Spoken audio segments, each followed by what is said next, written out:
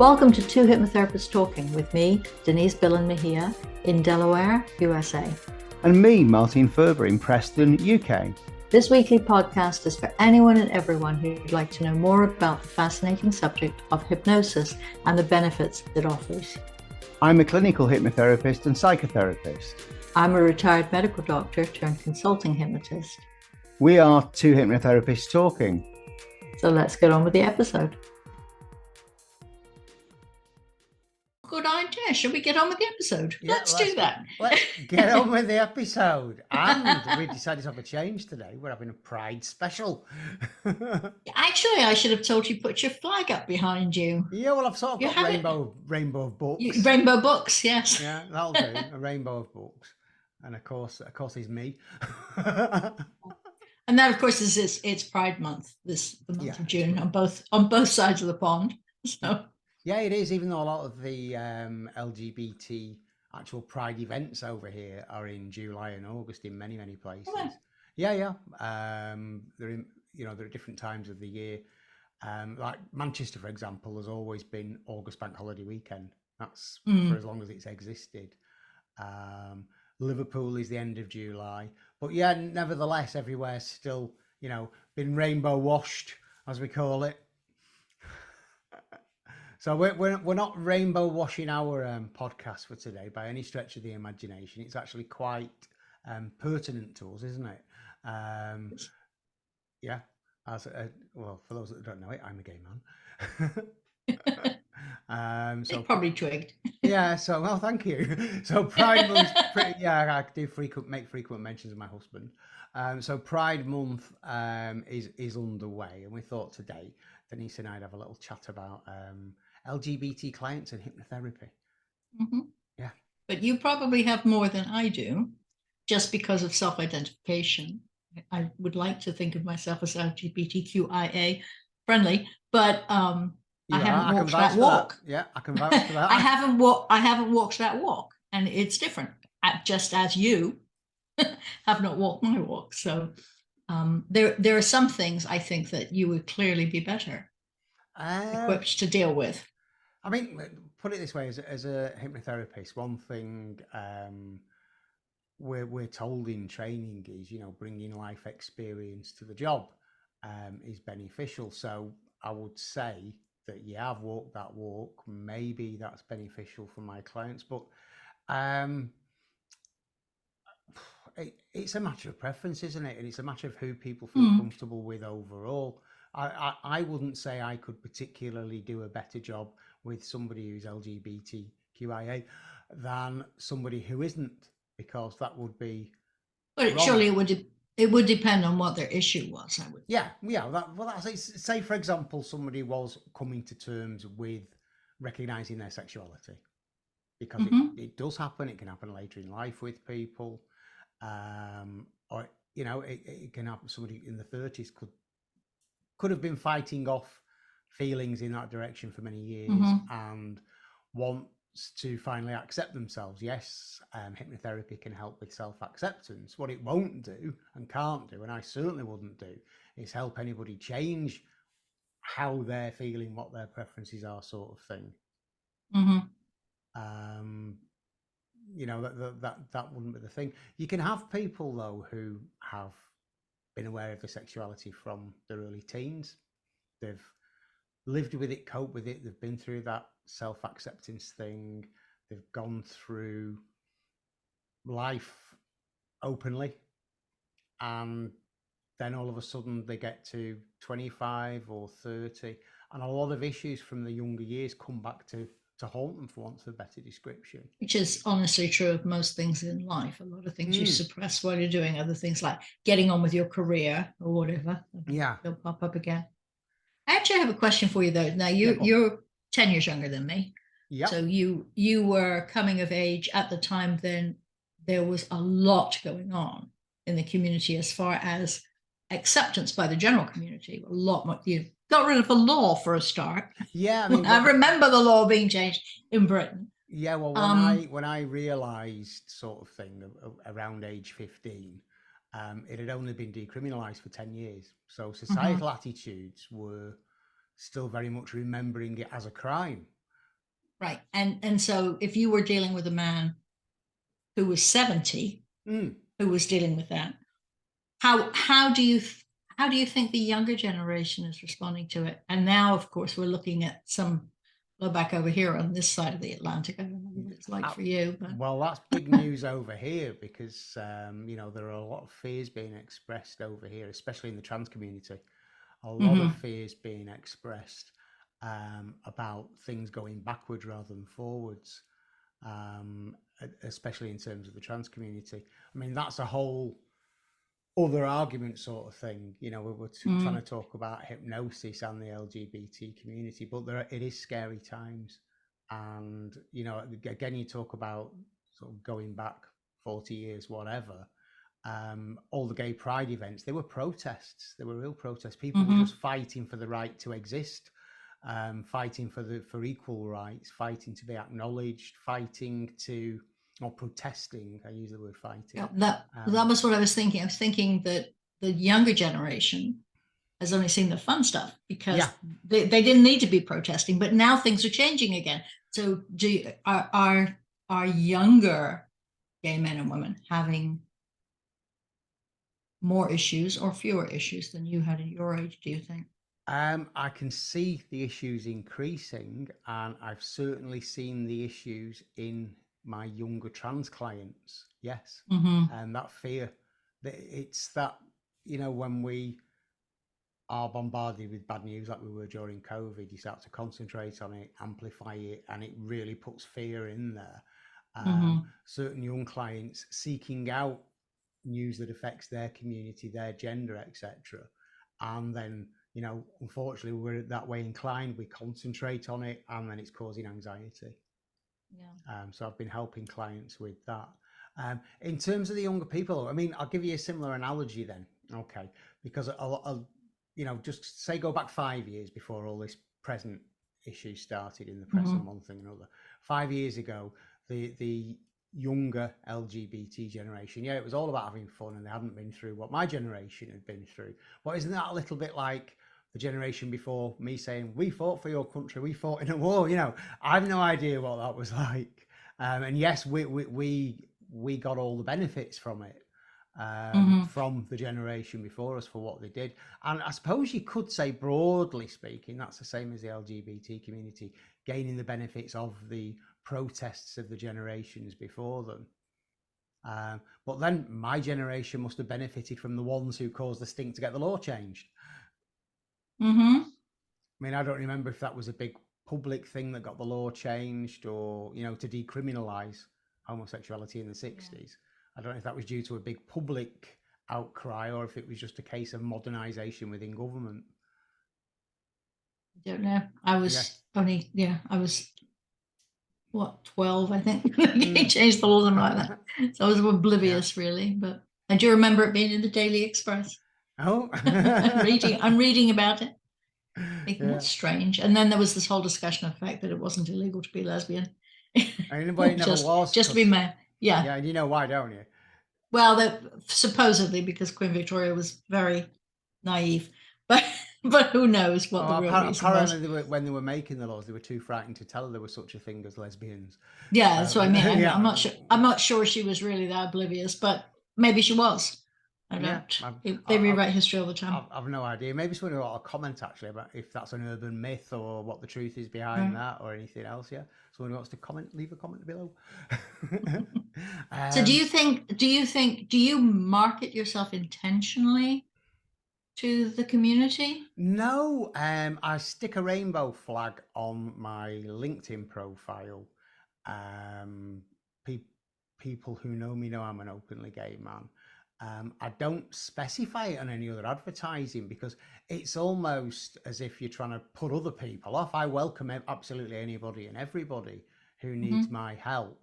I do think, as in terms of life experience, I do bring benefits to the table that I can offer people, especially you've also cisgender male gay and bisexual men, because that's the closest fit, as it were. I do feel I bring life experience to the table that could be helpful to them. But on the other hand, it's about understanding and empathy. And you've worked in diversity and inclusion, the buzzword of Yeah. the day. And that goes, again, inclusion means everybody. So you've Yeah. worked with the Asian population or the Black Absolutely. population. Yeah, exactly. It doesn't matter which other box you think you're in. You can be reasonably sure that a hypnotist will be able to treat you with respect. Absolutely. Absolutely. I don't feel I could treat a gay man any better than you could in terms of the treatment. In terms of relatability and life experiences, obviously mine will be closer to his than yours would be. But then again, well, I'm going to say it, the D word. You're a doctor. You probably treat him a lot better than I could. But I don't know that is true, my dear. But certainly, it gave me a lot more exposure to a lot of other communities. Yeah, absolutely. In a professional sense that I wouldn't have had if I'd been, secretary or whatever else the school careers person wanted me to do. But it's like saying, would I be able to treat a heterosexual cisgender woman as well as you could? I'd like to think I could. She may have a preference for seeing a male therapist. Let's think about that. I ran down to get my tea before we started this. Weight loss. I've now got a couple of female weight loss purely seeing me because they want to achieve a drop in their weight for being stymied by various different things. But I was really concerned about seeing males for that initially because for females, hormones tie in so much, and the hormones are different, man. So I wanted to.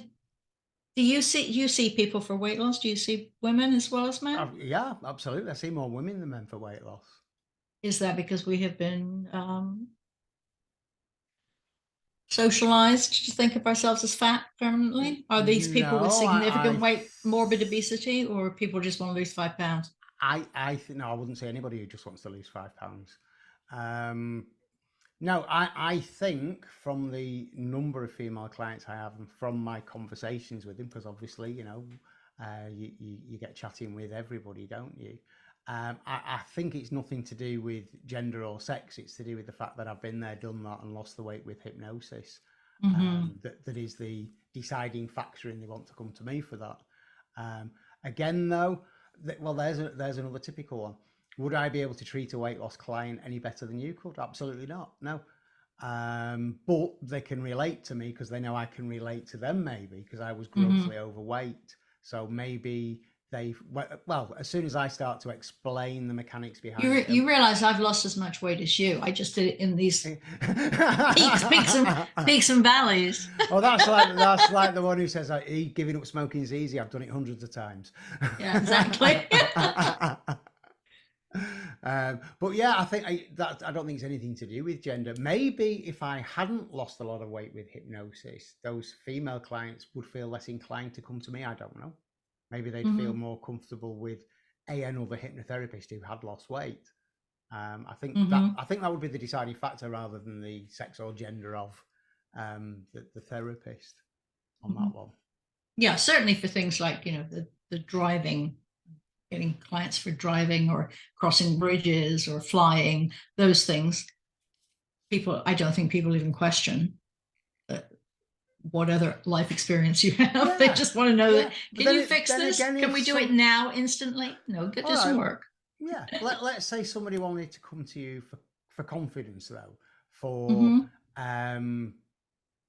public speaking. Okay. Would they look for a hypnotherapist that had done lots of public speaking themselves? Would they look for a hypnotherapist who has a reputation for helping people build confidence in anything? I don't know. We have to get into the mindset of our clients, don't we? Find out.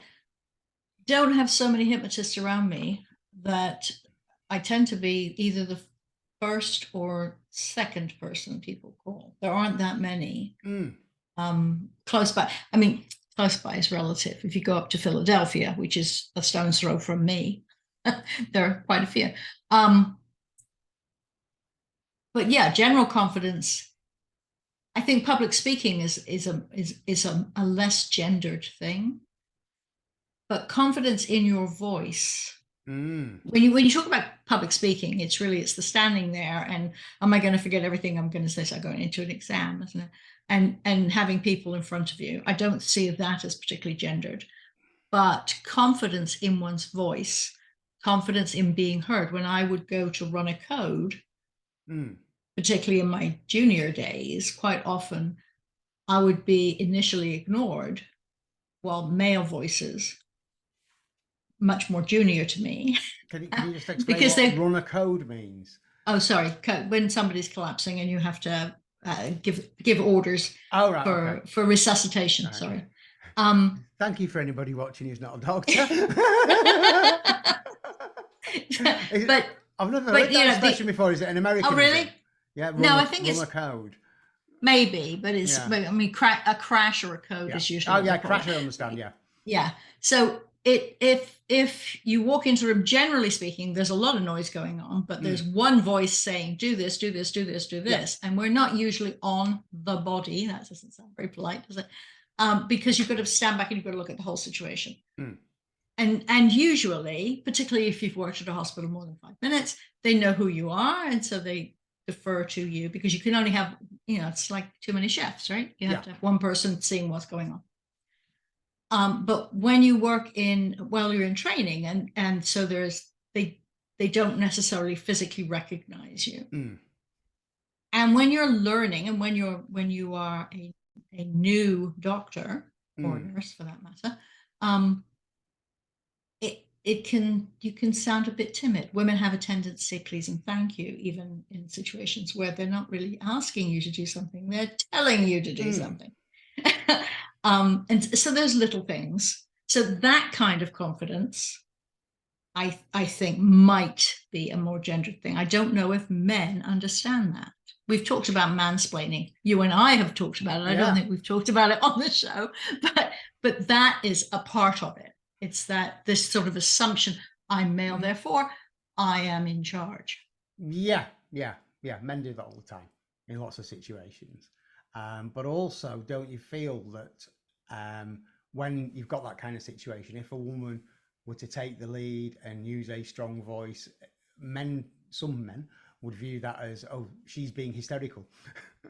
Yes, but in the situation I was describing with a code, once we've established I'm the boss here, then it should that should go away. I mean, you do have to know who is the highest ranking person in the room for a particular situation.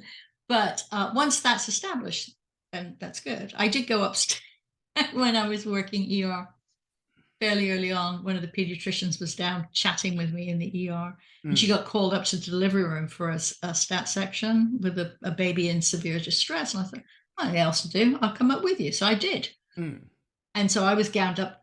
The labor and delivery floor didn't know the ER floor at all. Didn't recognize me gowned up anyway, because I don't think I was even wearing glasses then. And at the end of it, I took off my cap and gown and said, sorry, can I just sign the form? Oh, you're Dr. Billen. Yeah, I'm Dr. Billen.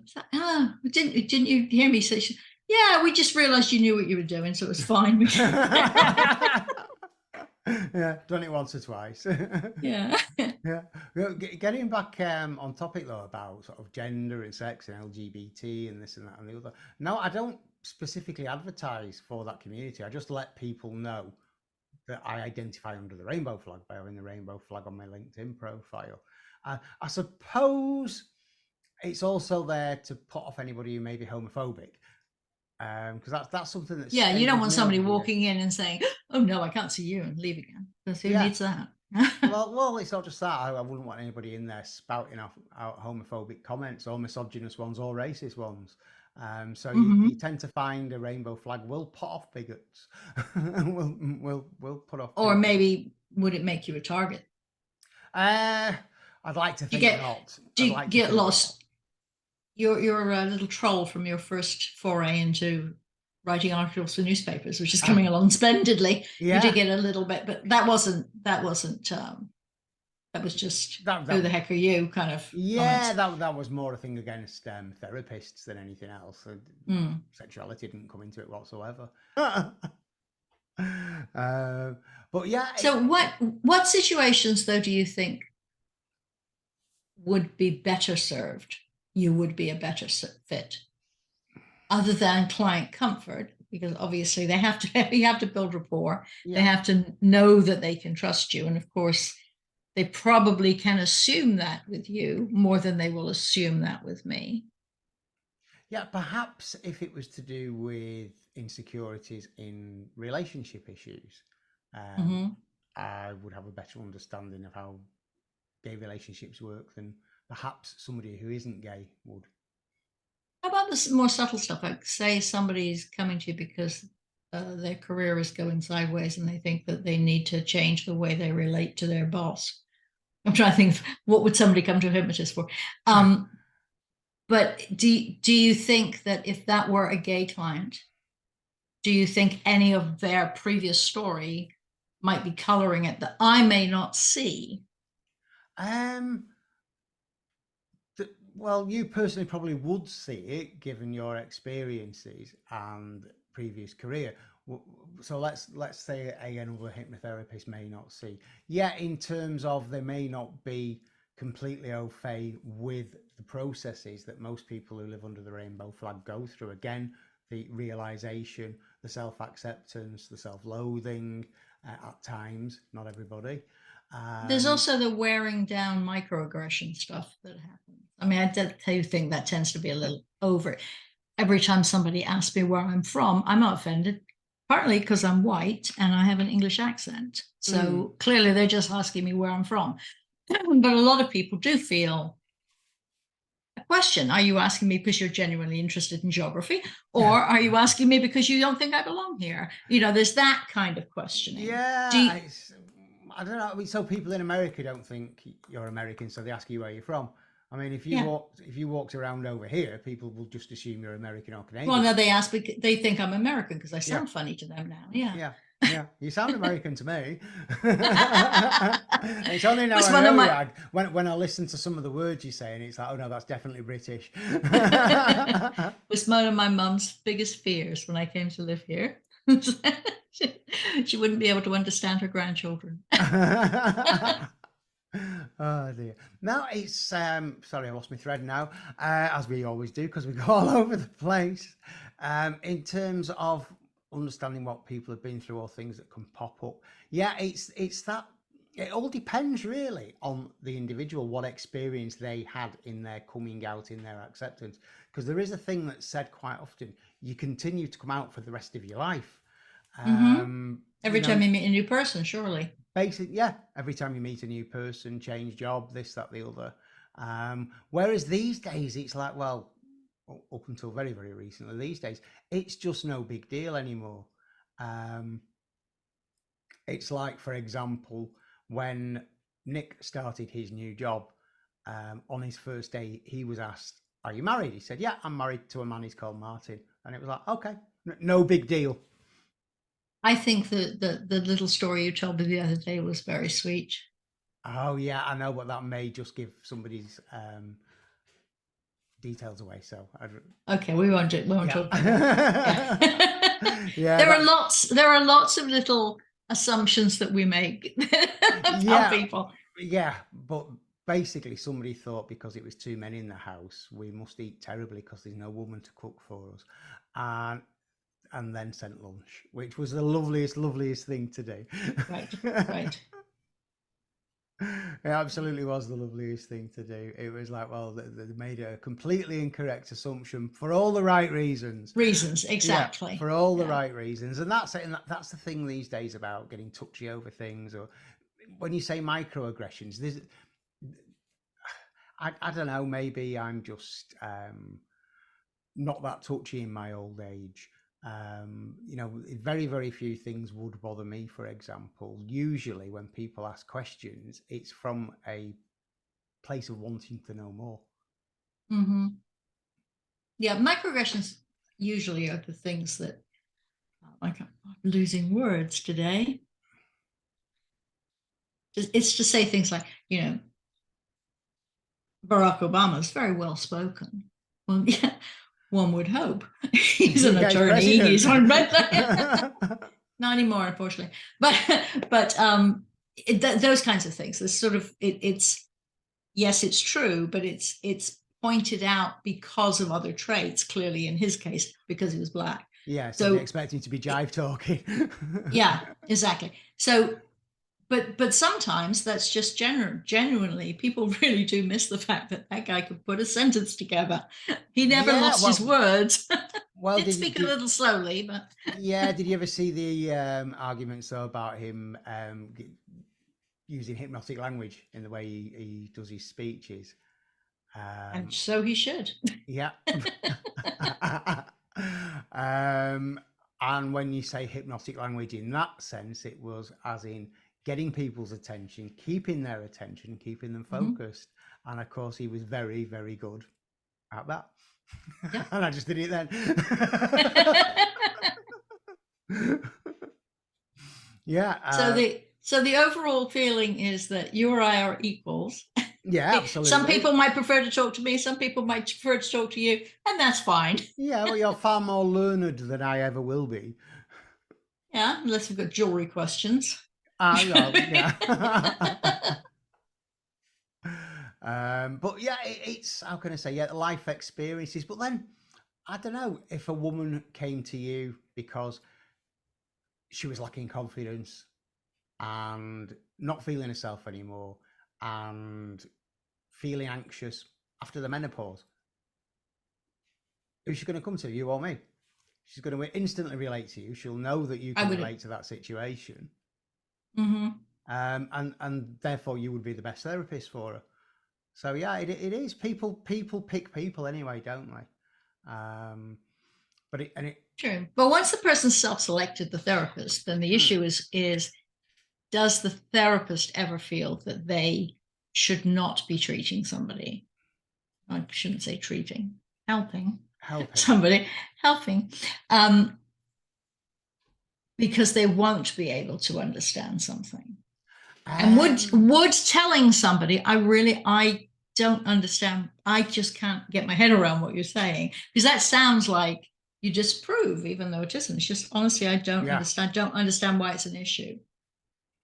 Yeah, well, put it this way, we are over here in the memberships I have, we are not allowed to refuse, and we use the word treatment.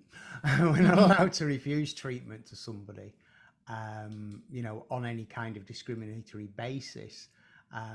But again, yeah. But that's discriminating by blocks of clients to say, I don't see people who are gay. But if you had a client in front of you and you feel you're not the right fit, the report has to go both ways. Yeah, I would say so, but but how would you coach if the client? How can you suggest that the client seeks somebody else? Can you have another person in your pocket that you could send them to? If I had a gay client who I felt would be better served by you, it'd be pretty easy. I would just send you a quick message and ask them if they'd like to meet my friend Martin, who probably understands it really well. But not everybody has a Martin. Well, people watching this have, because they know how to contact you. But those are the kinds of questions I think. I think we should, as hypnotists, realize that although we may be very good generalists, there are some people who are just better in certain areas. Not better, just a better fit. That happens in the medical profession, doesn't it? You have specialists. Yeah, exactly. People specialize in certain fields. If somebody came to me and their particular issue was something I felt another therapist I knew would have a better understanding of, I would say that to them. I'd like to recommend you to somebody who is more specialist in your requirements. I don't say anything wrong with that. In fact, I see that as good practice. Yeah, I think so. No, they will try. We can sum this up. If any of you are confused by this conversation, you can write to Martin and ask for clarification. Unless you're a hormonal female. I think what I'd like to round off with today is to both say we both sort of share that view of inclusion means everyone, and we will both welcome anyone and everyone from any culture, any sexuality, any orientation, any whatever. Is that simple? Any religion. Yeah, absolutely. Absolutely. I'll see you on the next one, Denise. Okay, dear. See you soon. Bye-bye. Bye.